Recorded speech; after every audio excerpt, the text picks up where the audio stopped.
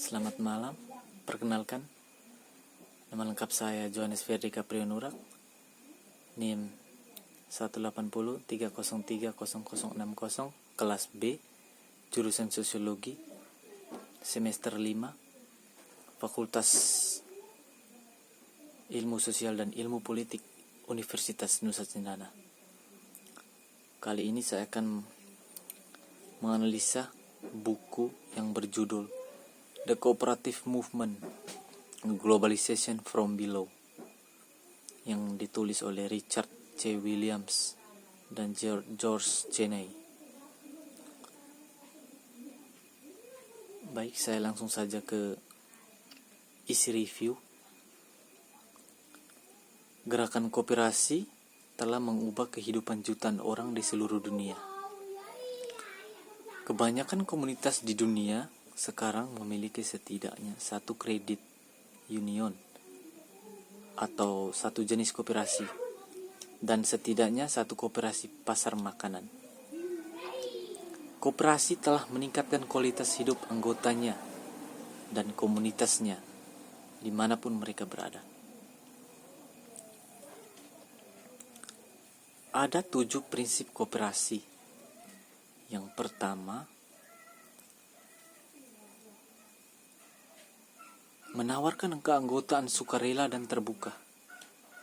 Yang kedua, diatur oleh partisipasi anggota demokratis. Yang ketiga, beroperasi dengan investasi yang setara dan adil oleh para anggota. Yang keempat, tetap bebas dari intervensi dari pemerintah atau kekuatan luar lainnya, misalnya korporasi. Yang kelima, mendidik anggotanya dan masyarakat tentang sifat, prinsip, nilai, dan manfaat koperasi tersebut. Yang keenam, mendorong kerjasama antar koperasi, dan yang terakhir, melindungi lingkungan dan berkontribusi pada pembangunan masyarakat yang berkelanjutan. Jadi di sini prinsip pertama, menawarkan keanggotaan sukarela dan terbuka, seringkali dibatasi oleh hukum. Yang kedua, diatur oleh partisipasi anggota demokratis. Itu kontrol anggota yang demokratis memastikan bahwa tidak ada anggota yang memiliki suara lebih besar dalam operasi kooperasi daripada anggota lainnya. Jadi yang ketiga, dikatakan bahwa beroperasi dengan investasi yang setara dan adil oleh para anggotanya. Di sini investasi yang adil dari kepemilikan bersama seringkali membuat tugas menghasilkan ekuitas yang diperlukan menjadi sangat sulit.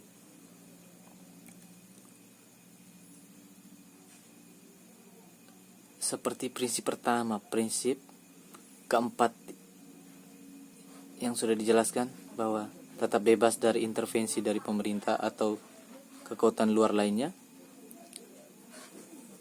Ini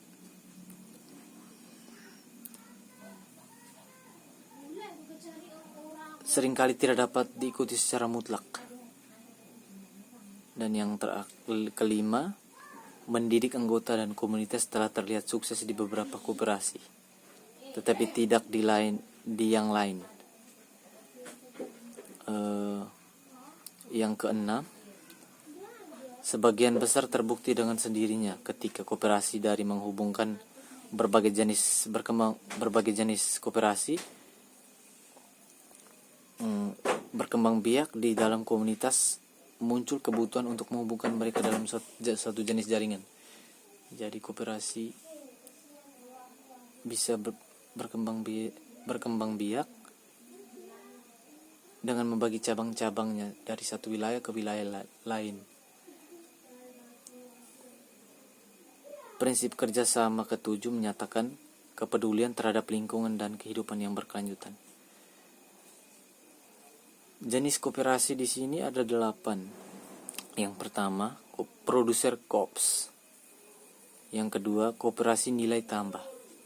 Yang ketiga, koperasi supply atau distribusi. Yang keempat, layanan COOPS. Yang kelima, koperasi retail atau konsumen. Yang keenam, koperasi pekerja. Yang ketujuh, koperasi perumahan. Yang kedelapan, koperasi keuangan. Koperasi ada di beberapa sektor ekonomi yang berbeda. Mereka bisa menjadi produsen, nilai tambah kops, pasokan atau distribusi kops, layanan kops, seperti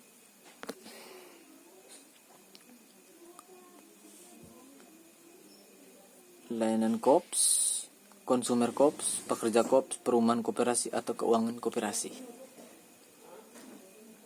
Undang-undang antitrust yang disahkan Amerika menjelang akhir abad ke-19 memiliki efek negatif yang tidak diinginkan pada koperasi, menghambat pembentukan pertumbuhan dan perkembangannya. Menyadari hal ini, Kongres mengesahkan Kemper-Volstead ACT pada tahun 1922 yang secara khusus membebaskan koperasi pertanian dari tuntutan di bawah Sherman Antitrust Act selama mereka tetap dekat dengan misi dan tujuan mereka. Koperasi telah berkembang biak di seluruh dunia sejak tahun 1980-an. Menciptakan aktivitas koperasi di setiap sektor ekonomi dan memperoleh bagian terhormat dari berbagai pasar mereka. Di beberapa bagian dunia, termasuk Amerika Serikat, berbagai perusahaan dalam komunitas wilayah cenderung meningkatkan kualitas hidup anggotanya dan membantu mereka bertahan dari krisis moneter dan kemerosotan ekonomi. Meskipun pada dasarnya bersifat lokal, koperasi dapat membentuk aliansi dan jaringan hukum lintas wilayah, negara, bahkan global.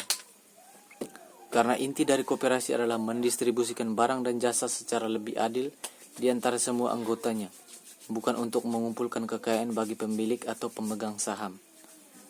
Mereka mewakili globalisasi yang lebih ideal, demokratis dan fungsional daripada yang telah dialami selama ini. Intinya sebenarnya pelayanan yang efektif untuk kebaikan bersama dan pencapaian tujuan seperti yang diuraikan dalam 7 prinsip tadi. Ada 3 mode pencapaian. 3 mode untuk mencapai tugas adalah persaingan, kerjasama, dan upaya individu. Persaingan dapat didefinisikan dalam istilah permainan, di mana pemain berusaha mengumpulkan poin dan menang dengan mendapatkan lebih banyak poin daripada yang lain. Sedangkan kerjasama juga bisa diartikan sebagai permainan, tetapi ini adalah permainan di mana semua pemain berusaha mengumpulkan poin untuk seluruh kelompok dengan menggunakan kemampuan dan bakat unik mereka. Jadi di dalamnya anggota saling bekerja sama untuk mengumpulkan poin untuk setiap kelompok. Yang ketiga, upaya individu. Upaya individu tidak melibatkan interaksi sosial sama sekali. Ini dilakukan secara sendiri, individual.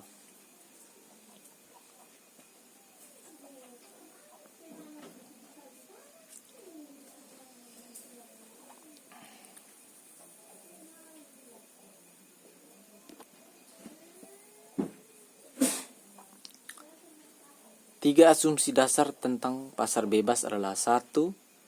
Informasi tersedia secara bebas, setara, dan bersamaan untuk semua penawar. Yang kedua, semua pembeli memiliki kesempatan yang sama untuk menawar di pasar. Dan yang ketiga, jika tidak dibatasi oleh kontrol pemerintah atau perusahaan, pasar akan menyebabkan ekonomi tumbuh.